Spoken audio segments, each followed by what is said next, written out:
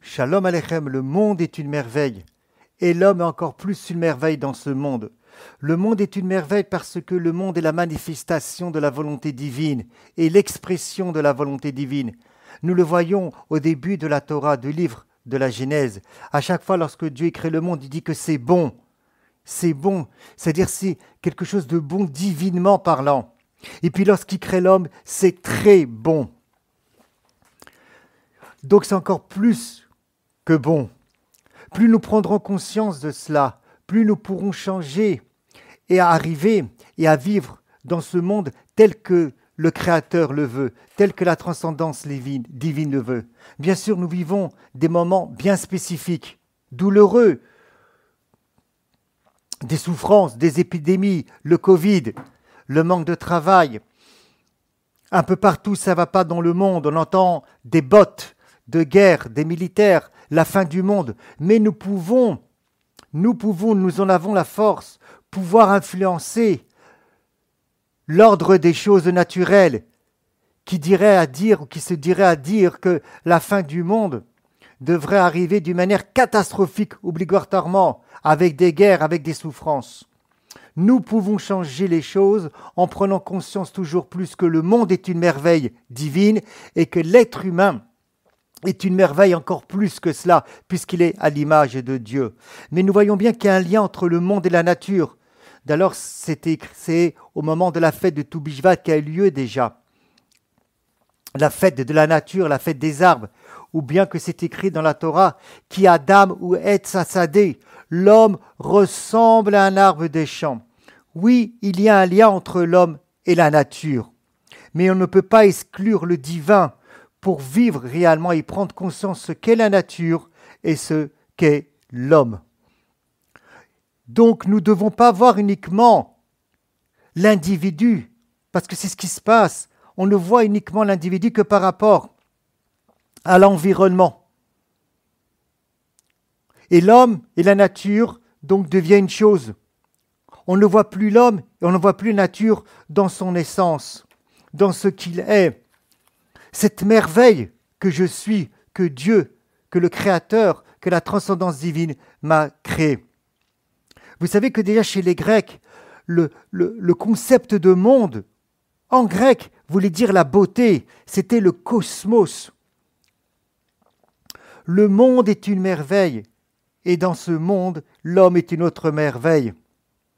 C'est pour cela que nous devons avoir une autre approche vis-à-vis du monde, et nous devons avoir notre approche vis-à-vis de l'homme, pour changer toujours plus notre conscience. Si nous voyons ce qu'il arrive, on va vouloir et on veut maîtriser quoi? L'homme. L'homme devient une chose, ainsi que la nature.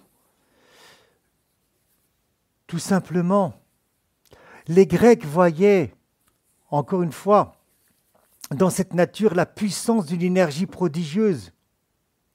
Mais le croyant, et notamment le juif, doit voir le divin, doit voir cette énergie divine qui fait vivre à chaque instant la matière, qui fait subsister à chaque instant la matière, qui lui donne une vie à chaque instant à cette matière, à cette nature, et pas seulement voir la nature. Aujourd'hui, on réduit l'homme à quoi? Et la nature, la même chose. Quelque chose de politique, quelque chose d'économique, et puis pour l'homme un peu plus, quelque chose de psychologique ou de social. Et puis il y a le religieux, le spirituel, en fonction des religions. Alors il y en a que c'est le dimanche, l'autre c'est le Shabbat, l'autre c'est le vendredi. Le religieux à part, c'est-à-dire le religieux dans le sens de relégat, être en relation avec le divin. C'est à part, ça ne fait pas partie du quotidien, malheureusement. Comme une chose en plus, comme on rajoute un cheveu sur la soupe. Et le problème, il est là. Le problème, il est là pour l'être humain aujourd'hui. Nous mettons le Créateur, la transcendance divine, comme un cheveu sur la soupe. Dans notre regard sur la nature, sur le monde et sur l'être humain. Alors comment prendre conscience et changer notre conscience tout simplement que ce qu'est la véritable nature, ce qu'est le véritable être humain? Eh bien je dis qu'il faut des écoles à la maison, des écoles de croissance intérieure, des écoles d'évolution intérieure, pas seulement des cours, encore une fois, mais des cours qui nous fassent prendre une prise de conscience.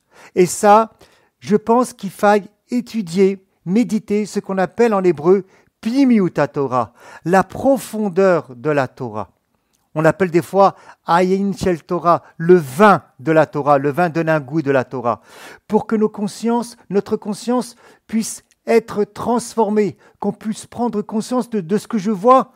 Il y a autre chose derrière, il y a une énergie divine. Amechadesh betuvo bechol yom tamid maaseh bereshit. À chaque instant, le Créateur, la transcendance divine, renouvelle, redonne une énergie pour que le monde subsiste et que la nature subsiste et la fasse vivre. Et ainsi, je prendrai beaucoup plus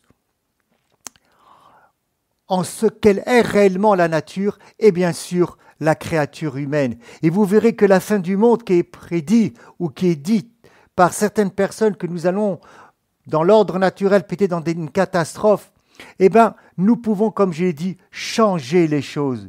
Tout va dépendre comment nous allons, nous, habiter le monde. Tout va dépendre comment nous allons prendre conscience de qui nous sommes. Tout va dépendre s'il y a une prise de conscience du divin. Et pas seulement, et je le dis, avec toute la sympathie, la fraternité et l'amour, pas seulement d'une pratique d'un rite. Et là, je parle pour les religions. Pas seulement une pratique d'un rite, mais une prise de conscience du divin. Et je le redis, la prise de conscience du divin ne peut se faire qu'à travers une étude de Pnimiut Torah, de la profondeur de la Torah, et après de prendre un temps et de contempler et de méditer.